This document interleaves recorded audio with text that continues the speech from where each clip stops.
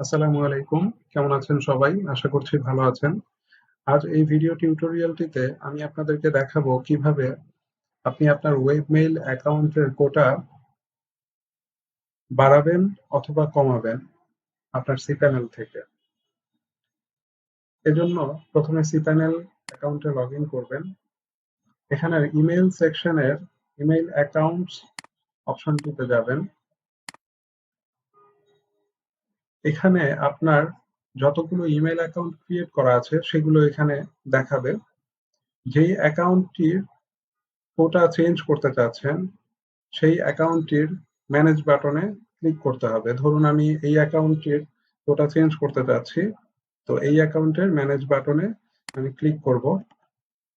Click করার পরে আমি এখানে স্টোরেজ সেকশনের অ্যালোকেটেড স্টোরেজ স্পেস এই অপশনে এসে আমি এখানে তার স্পেস দেওয়া আছে 1024 এমবি অর্থাৎ 1 GB। এটা আমি চেঞ্জ করে কমিয়ে দিব 256 এমবি। এখানে আনলিমিটেড একটি অপশন আছে। এই অপশনটি আসলে আপনার cPanel-এর মেইন স্টোরেজের উপর ডিপেন্ড করে। আপনি ধরুন আপনি 3 GB-র একটা প্যাকেজ নিয়ে আছেন। আনলিমিটেড বলতে আপনাকে ওই 3 GB-র ভিতরেই থাকতে হবে সবকিছু মিলিয়ে।